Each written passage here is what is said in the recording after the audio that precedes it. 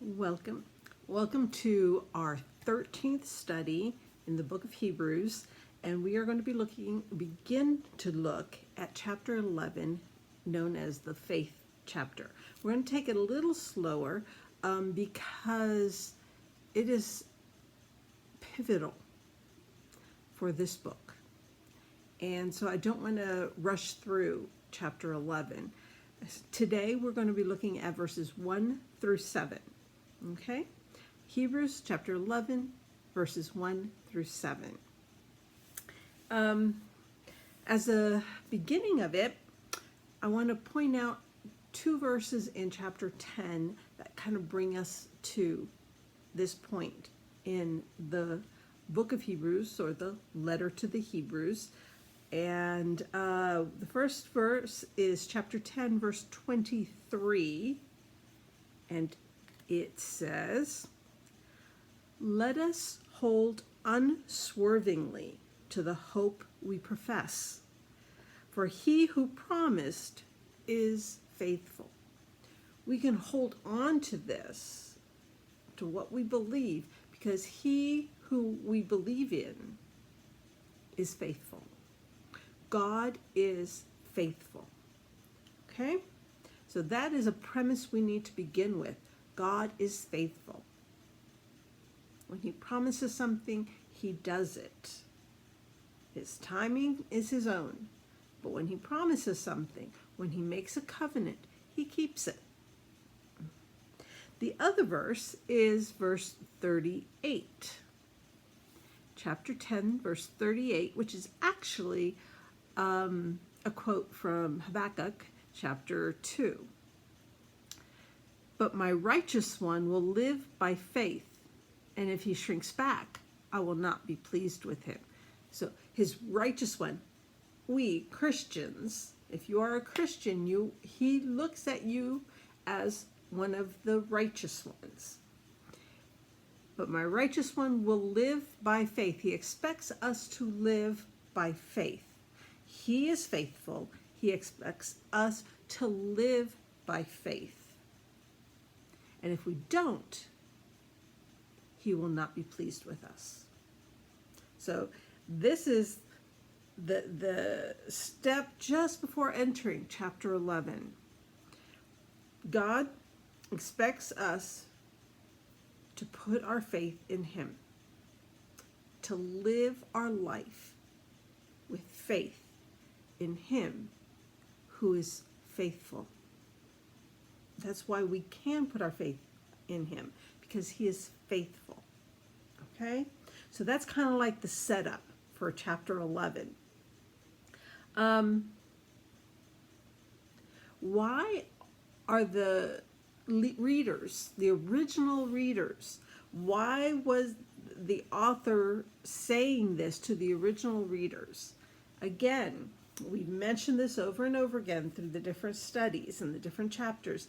This letter was written to Christian Jews who were beginning to feel the full brunt of persecution, not just by the Jewish authorities or their own family members that might have disowned them, but now they're feeling the pressure of persecution by Rome, systematic persecution. And because of this, some of them are second-guessing God, second-guessing this commitment that they've made, that they're starting to lose faith in God, who is faithful. And the author is reminding them that they need to stand firm because God is firm. And it speaks to us as well. In times where we might be losing that faith, or losing a grip on that faith, or starting to second guess ourselves, second guess God. We need to know this. We need to study this. We need to take this in for ourselves. So my question is, right at the beginning, what is faith? And verse 1 of chapter 11 tells us what faith is. And we're going to be looking at these verses very slowly. We're going to be looking at verse 1 and 2 together, and then 3, and then 4, and then 5, and 6, and 7. So the only one we're actually doing together is verses 1 and 2. What is faith? Now, faith is being sure of what we hope for and certain of what we do not see. This is what the ancients were commended for. Okay, so let's take that phrase by phrase, thought by thought. The first phrase is, now faith is being sure of what we hope for. Faith is being sure of what we hope for. That word sure actually has a couple of the meanings that it could have been translated into, or the same meaning as that word that has been translated as sure in my Bible. And those other words are essence or reality. The essence, you buy a bottle of perfume and it has the essence of a certain flower or a certain spice or something. It has that essence. It has it in it. It's part of what makes the makeup of this perfume. But I like the other word, reality. Reality. If you change that word, sure, to reality, this is how it reads. Now, faith is being... sorry. I am...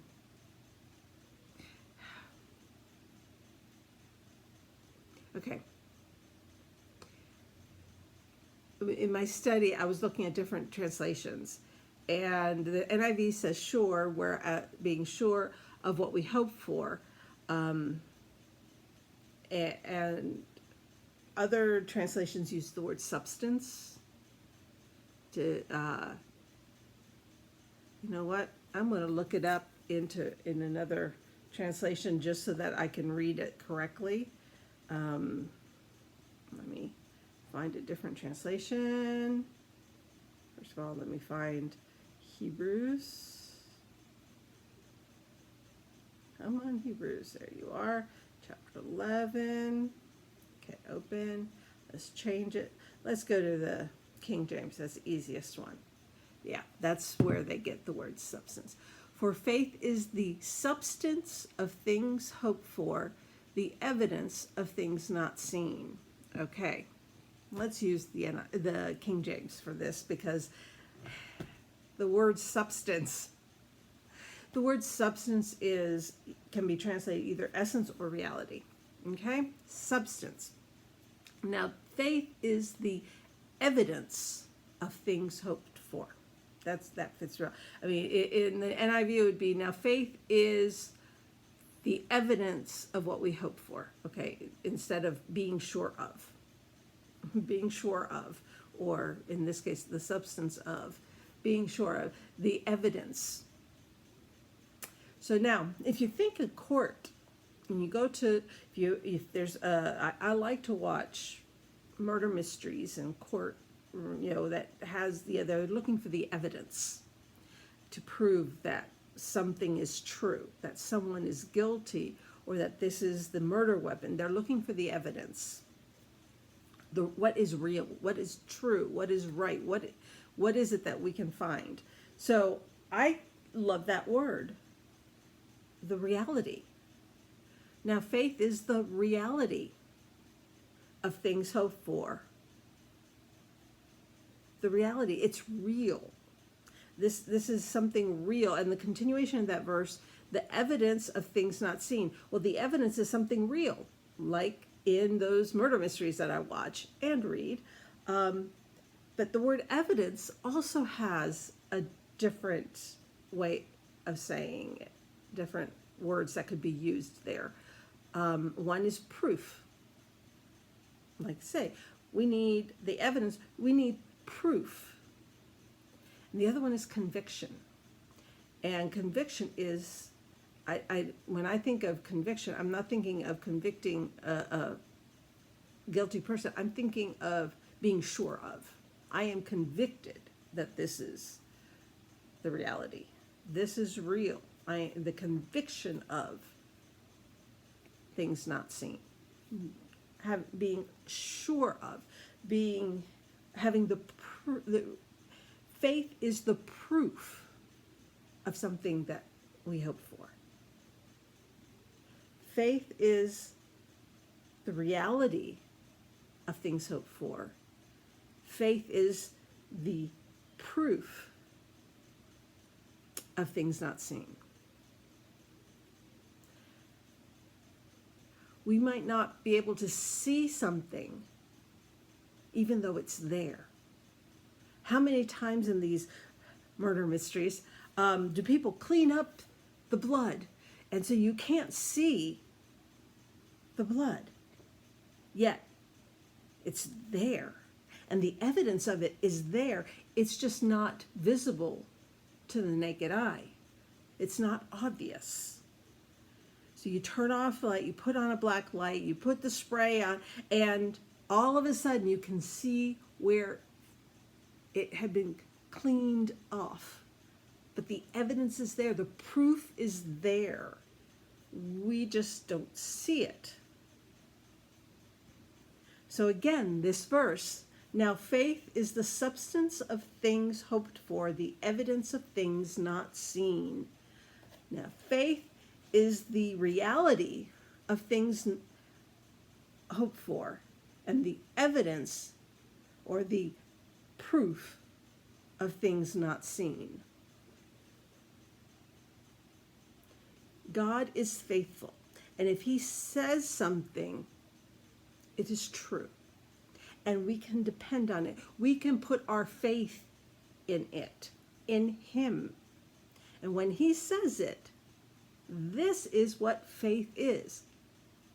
Understanding, being able to recognize the reality, the proof is that God said it, and he doesn't lie. And he has proven himself over and over and over again. And this chapter talks about times when people in the Old Testament trusted him without actually seeing, i.e., for example, e.g., they had faith that God was going to send a Messiah, a Savior. And their faith led them to live in faith, live with the assuredness, the faith that they needed to follow God, even when they could not see the Messiah and never did see the Messiah in their lifetime. He did come. We are fortunate to have the whole New Testament and have the testimony of people who saw him, who lived with him, who saw his resurrected body. How much more faith should we have?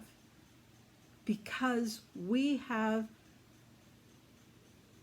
testimony of it, of him, of that promise being fulfilled. Now, I want to show you an example of this faith in action, or this unseenness that happens.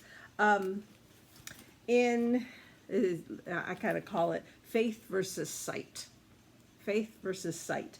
And the example I have here is from 1 Kings. Somehow I got into 2 Kings, so I need to get into 1 Kings, chapter 6, and I want to read verses, or is it 2 Kings? Oh, it is 2 Kings, sorry. I wrote down 1 Kings, but it really is 2 Kings. Okay, so 2 Kings verses 15 through 17. Let me change that so I don't mess that up again in Spanish. 2 Kings chapter 6, verse 15 and 6 through 17. What has happened here is Elisha is God's prophet at the time, and the king of Aram is at war with Israel. And he finds out, he's really upset because Israel's king seems to always be ahead of him in this war. And some of his advisors tell him that it's because God is telling Elisha, and Elisha is telling the king of Israel what's going to happen and what the king of Aram's armies are going to do. And so the king of Aram decides that they're going to go and get Elisha. And so they go to the city Dothan, where he's living, and they surround the city overnight.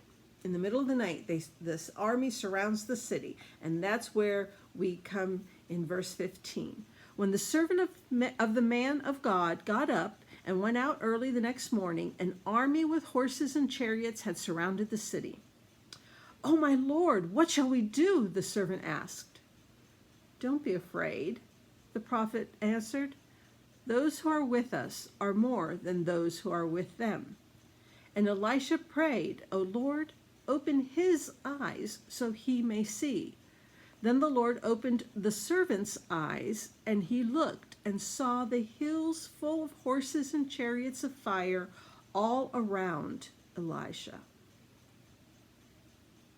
Now, I have heard this story in Sunday school, and I grew up knowing this story that, Elisha prayed, and the servant's eyes were open, and he saw these. And I always assumed something that's actually not here. Not until I was actually studying this for this study did it dawn on me that it never says that Elisha saw this army of gods. He had the faith that God was present and that God's army was there because he was following God's will. He had this living faith and was sure that God was there. And he wanted his servant to see it. And it says that God opened the servant's eyes. It never says that he opened Elisha's eyes to physically see them. This is a step of faith, an assuredness that God is calling us to have, so that even though we don't see what's going on, what God's army is doing around us, his army of angels, his angelic army led by Michael, we can be assured of it. We can be sure that God's timing and his protection and steps are there following his goal, which is to bring us to him and to bring as many humans as possible into the knowledge of the true God. And so here's an example of Elisha having faith versus sight. He has faith that they're there, and he knows it. Oh, to have that kind of faith. And then another verse that comes from the book of Romans, chapter 1. Romans chapter 1, verse 20. And this is speaking to us, Christians. "For since the creation of the world, God's invisible qualities, his eternal power and divine nature," which are his invisible qualities, his eternal power and divine nature, "have been clearly seen, being understood from what has been made, so that men are without excuse." We are without excuse. And the truth is,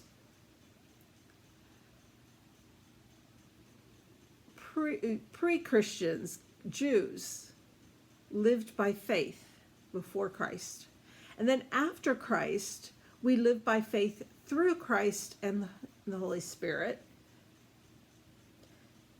And then in human history, I think because it was during the dark ages, the Middle Ages, people lived by childlike faith. They believed because they were told. And then during the Enlightenment, mankind began to start thinking for themselves and started losing faith in God because they couldn't see.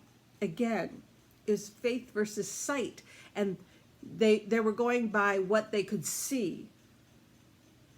And their vision of creation, which is evidence of this unseen power of God and presence, was limited to what man could see. And for the next few hundred years,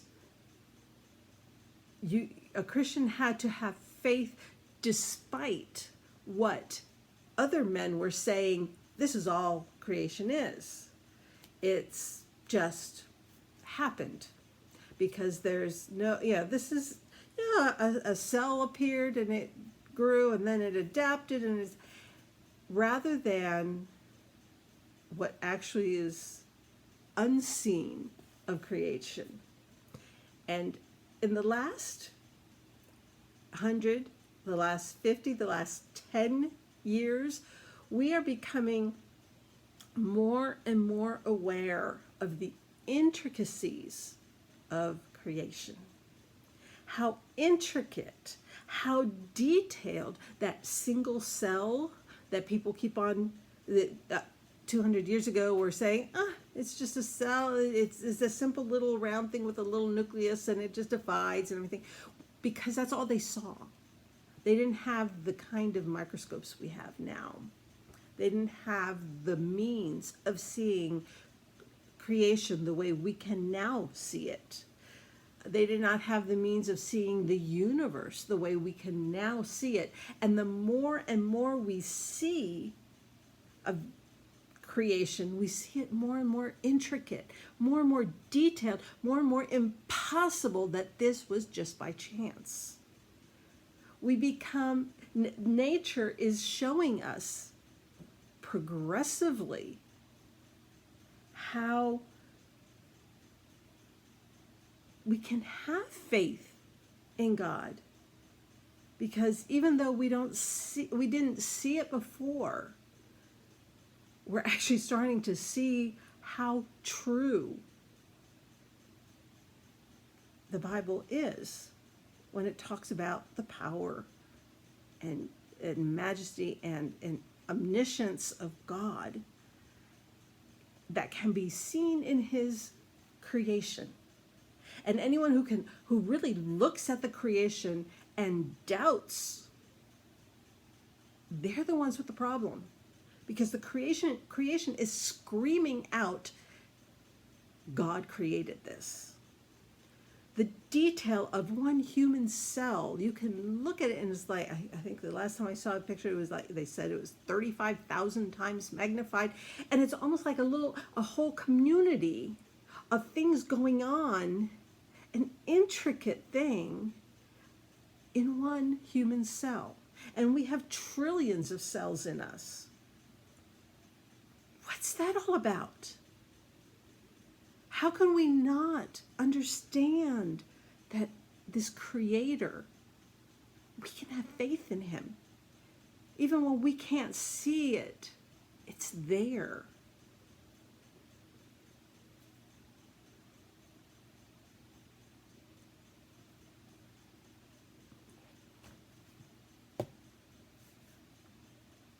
In his creation, we can see the unseen things of God, the power, the intelligence that was needed to make this universe the way it is and have it sustain life. And the wonder of our creation, of us, we are the creatures, we are the creation. We are surrounded by his creation. And I think man being able to see the intricacies, the DNA, and how one string of DNA in one cell, I can't even remember how long it was. It was like go around the world or go to the moon and back several times. It was just some huge number of distance that one cell's DNA, when unspiraled and stretched out, was this hugeness of length, intricacies. And personally, I'm going to say this, I think it speaks to we're coming closer and closer to the end, and God is trying to give us more and more assuredness and showing that just because we can't see it doesn't mean it's not there. Just like that blood that's been wiped clean from a crime scene, a murder scene. It's there, we just haven't seen it. And we make assumptions because we don't see it. Well, we're starting to see a lot. Why don't we have faith? We need to live by faith. And then, because we're running out of time, we're going to continue on and understand that these examples from the Old Testament are examples of people who have lived by faith. And because of that, they are saved. Because of that faith they have in God. And let's look at our first example in verse 4. By faith, let me look at something. Let me read 3. I've talked about verse 3, but I didn't actually read verse 3. By faith we understand that the universe was formed at God's command, so that what is seen was not made out of what was visible. What is seen was not made out of what was visible. It's like, in other words, God created from nothing. It wasn't something physical that was there. God created the entire universe from nothing. There was nothing visible. There was nothing there. And then he created the universe. By faith, we understand that the universe was formed at God's command. By faith. Now, verse 4. By faith, Abel offered God a better sacrifice than Cain did. By faith, he was commended as a righteous man when God spoke well of his offerings. And by faith, he still speaks, even though he is dead. There are 3 points that I got from that. Abel is recognized by God as a righteous man. And why? Another point, God was pleased by his offerings. Now, I am a little controversial in this. I have heard many people preach on this, and they preach that Cain gave from his, he was a farmer, and Abel was he was like a herder. He raised animals, and Cain raised vegetation, vegetables and fruits and stuff. And that was why Abel gave an offering of animal and Cain gave an offering of vegetation. And that's why God didn't, he needed the blood of it. But that's not what I read when I read the story of Cain and Abel. What I read is that Abel gave of his first, of his best. So he chose the best animal, the healthiest, and he offered his best to God. And when you read about Cain's offering, he gave of what he basically just gave some of what he had. I hate to go back there and actually read it so that I try and get the point across. Okay, let's see.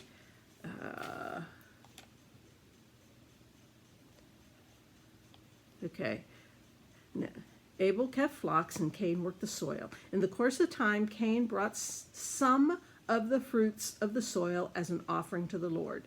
But Abel brought fat portions from some of the firstborn of his flock. The firstborn, and basically he's putting his trust that God is going to give him some more borns, some more flock, more babies, more baby sheep, baby goats, whatever. But what Cain is bringing is he's just bringing some of, not the first of, not the best of, but just some of. And I think that is the difference in the offering. I think God looked at Abel's heart and saw faith that God would provide more.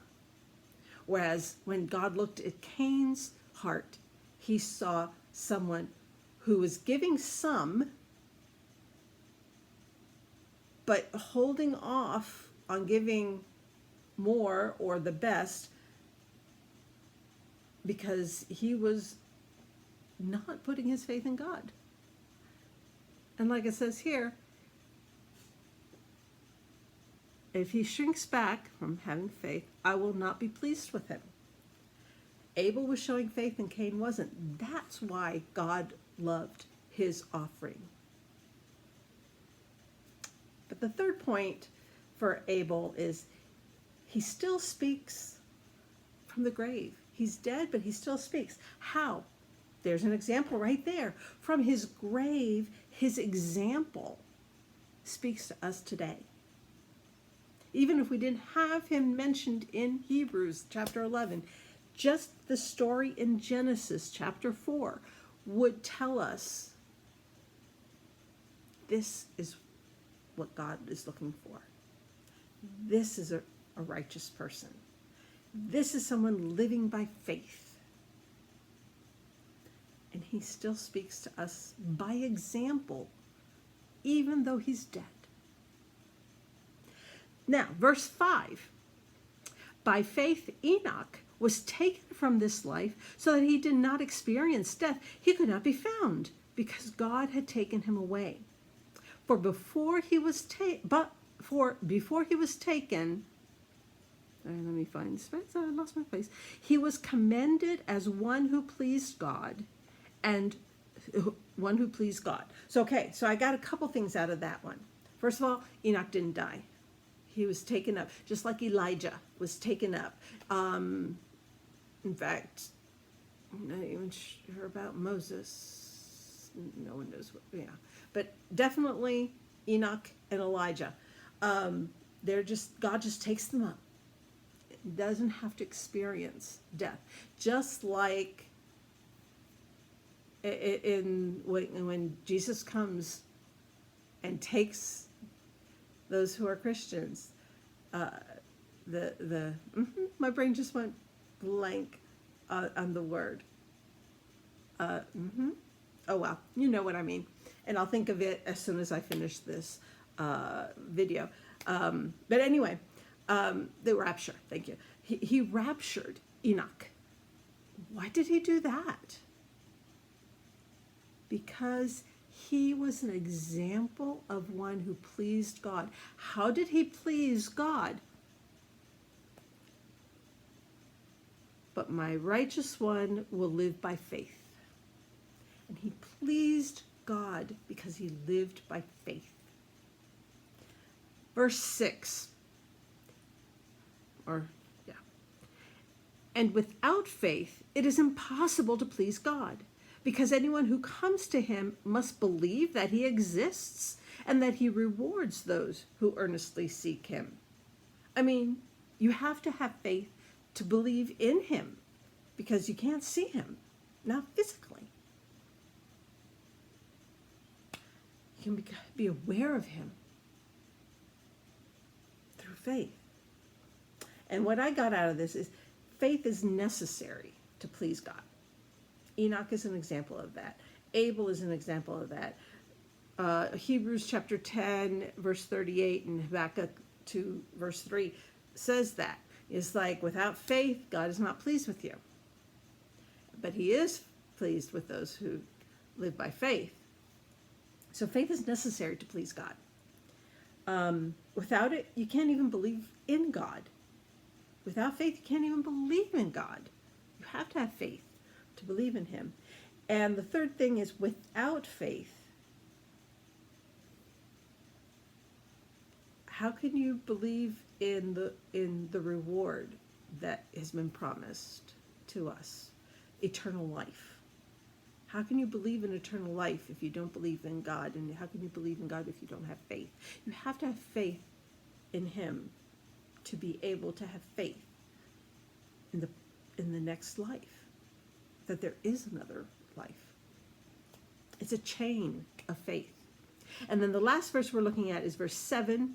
By faith Noah, when warned about things not yet seen, in holy fear built an ark to save his family. By his faith he condemned the world and became heir of the righteousness that comes by faith. Now, there's a little weirdness in that verse.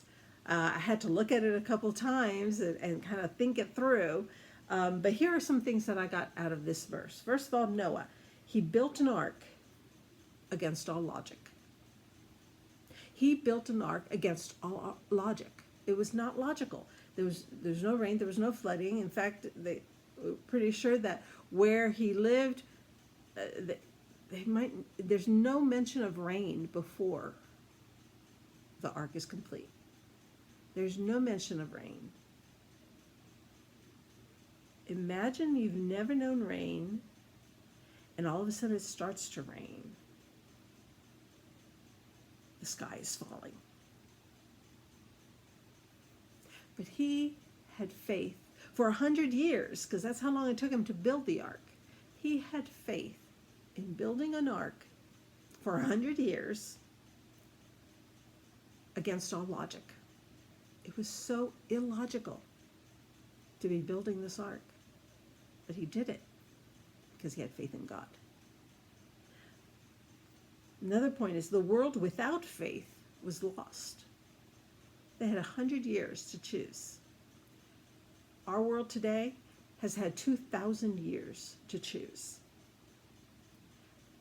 My grandmother, Golden Shoe, lived to be 100. So let's put a cap on.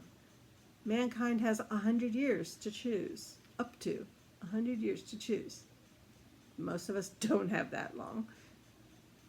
But you see where I'm going with this?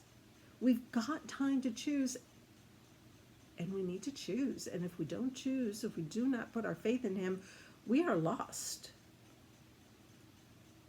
Another point, salvation, Jesus, now becomes a direct descendant of Noah. Later, he will be a direct descendant of Abraham, but he is a direct descendant of Noah. And through Jesus, we know that the world is either condemned or saved, depending on what you choose. And so when it says salvation now became one, the salvation of the world, or let me use the words that it actually says here. By his faith, he condemned the world and became heir of the righteousness that comes by faith. The world is condemned and the world is saved, becomes righteous, because mankind was saved and Jesus was the promised Messiah was coming because Noah had faith. We are able to be saved because Noah had faith. The repercussions of what would have happened if Noah didn't have the faith? What would have happened? And that's where we're going to stop today, because the next section, the next few verses are all about Abraham and Abraham's faith. And because it's a good chunk of the next section, it's kind of like you have a third of the chapter before, a third of the chapter about Abraham, and then a third of the chapter. It's this good chunk of Abraham. So we're going to stop here. And next week we're going to look at Abraham. At least start with Abraham and maybe a couple of his descendants. I think chapter 11 we're going to split into 3 sections. So this one was the foundational study. We needed to know what is faith and what can we have faith in and on, and that God is faithful, and that we please God with our faith, and we displease him if we turn away from faith, if we drop the faith, if we leave it. So until next week, God bless you and keep you, and makes his face shine upon you and be gracious unto you. God bless.